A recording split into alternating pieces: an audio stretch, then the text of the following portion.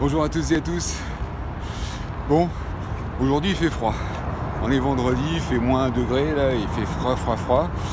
Mais j'ai été faire un petit tour du côté de l'Arc de Triomphe pendant que je peux encore y aller. Et aujourd'hui, on parle de la peur.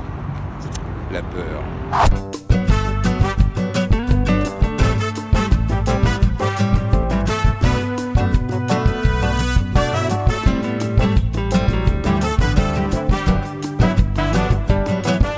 Je ne sais pas si vous avez déjà réfléchi à ça, mais c'est vrai que la peur, elle est présente à tous les niveaux de notre vie.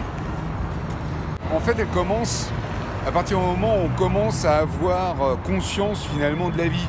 C'est-à-dire quand on commence à s'éveiller un petit peu, quand on commence à prendre conscience des gens qu'il y a autour, quand on est tout jeune déjà, hein, bien sûr, dès qu'on a 1 an, on commence déjà à avoir peur des choses, peur de marcher, peur de sortir de la maison parce qu'on ne sait pas ce qu'il y a derrière. On a peur à tout moment de la vie finalement, puisque après on aura peur en grandissant pour un premier flirt.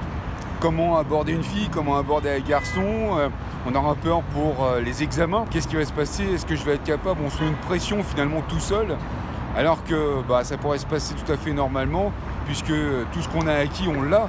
Après, il n'y a plus qu'à le transcrire. On a peur ensuite pour trouver un travail. Est-ce qu'on va trouver du travail? On passe le premier entretien, et là on a peur parce qu'on se dit, est-ce que je vais être capable? Est-ce qu'il va croire que je suis bon et que je vais pouvoir être bon dans ce poste-là? Et puis après, on a peur parce qu'on a peur d'être licencié.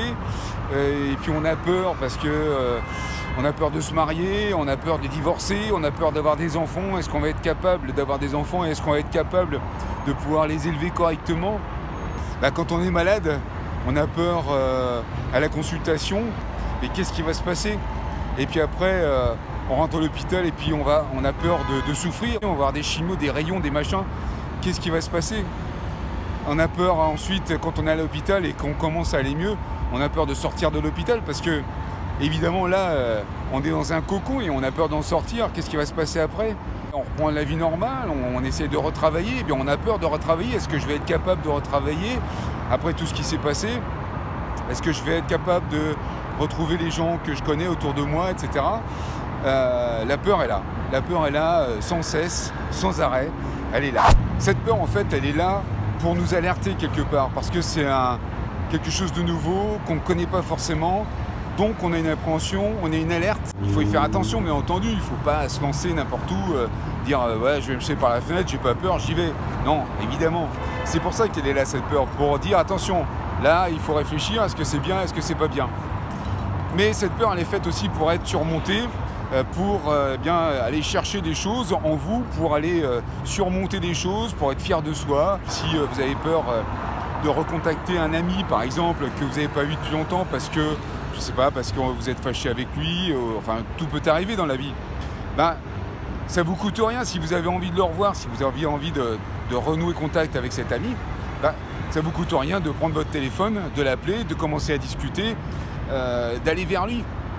C'est de toute façon, je veux dire, ça ne coûte rien. Si ça marche, tant mieux, vous allez pouvoir le recontacter et renouer des choses avec lui. Si ça marche pas, ça marche pas, tant pis, vous aurez essayé. Donc, vous voyez, il faut prendre les choses différemment pour pouvoir surmonter ses peurs. Par exemple, on a envie de se lancer dans un nouveau travail. Je sais, c'est d'actualité en ce moment, mais c'est vrai, on a envie de se lancer dans un nouveau travail. On a peur, forcément, on se dit oui, mais si je n'étais pas capable, est-ce que je vais être capable de faire une formation? Allez, partons dans les formations. Est-ce que je vais être capable de faire une formation? Est-ce que c'est légitime pour moi de faire cette formation? Est-ce que je vais apprendre quelque chose à quelqu'un? Écoutez, je vais vous faire une confidence. La formation que j'ai faite, il y a 13 personnes qui l'ont prise. 13 personnes qui l'ont prise, et j'ai eu déjà 3 retours, des retours vachement intéressants. Des retours qui m'ont dit c'est super ta formation. On m'a même dit, je vais vous dire, cette formation, pourquoi tu la proposes à des gens qui sont malades en particulier? Je dis parce que c'est la situation que j'ai vécue et j'ai trouvé cette solution parce que ça permet d'attaquer quelque chose avec peu de moyens et sans trop d'énergie. Donc ça permet d'être fait par des gens qui ont un petit peu moins d'énergie que d'autres. Et forcément, ça peut être fait par des gens qui sont malades. Mais bien sûr, ça peut être fait par n'importe qui. N'importe qui peut, en suivant cette formation 15 jours pour démarrer un nouveau métier, peut démarrer un nouveau métier, n'importe qui. Hein, Internet est une base incroyable de métiers. On peut faire énormément de choses, pas que de métiers d'ailleurs, hein, c'est une base incroyable de choses qu'on peut faire. Il y a énormément de choses à faire encore qu'on n'imagine même pas. Mais ce que je vous propose là dans cette formation, c'est vraiment quelque chose que tout le monde peut faire. À partir du moment où on a envie, c'est important, il faut en avoir envie. À partir du moment où on s'en donne les moyens, parce qu'il faut aussi y consacrer un petit peu de temps, quand même, un petit peu d'énergie aussi, mais tout le monde peut le faire. Donc vous aussi, n'ayez pas peur. Si vous avez envie de vous lancer dans un nouveau métier, dans quelque chose de nouveau, suivez cette formation, même pour un truc complémentaire, même pour un hobby, je dirais, complémentaire, c'est intéressant de le faire. Ce sont des vraies bases, des bases qui fonctionnent, des bases qui ont été testées par plein d'autres gens et qui fonctionnent. Donc tentez votre chance, allez-y, inscrivez-vous directement sur le lien, juste en dessous, et prenez la formation, faites-la, et surtout faites-moi un retour, parce que moi je serais très heureux d'avoir un retour, savoir si vous avez fait quelque chose avec cette formation. Si vous voulez plus de détails, je vous propose de me contacter directement et je pourrais peut-être, pourquoi pas, vous coacher pour pouvoir vous aider à vous développer dans ce domaine-là.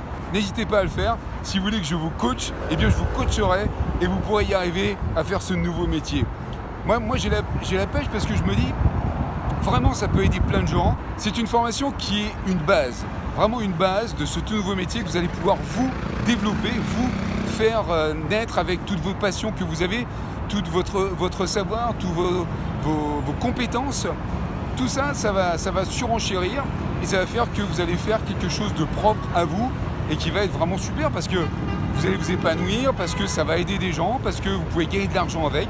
Donc c'est un tout qui est vraiment génial parce que chacun peut faire son propre métier et s'éclater dedans.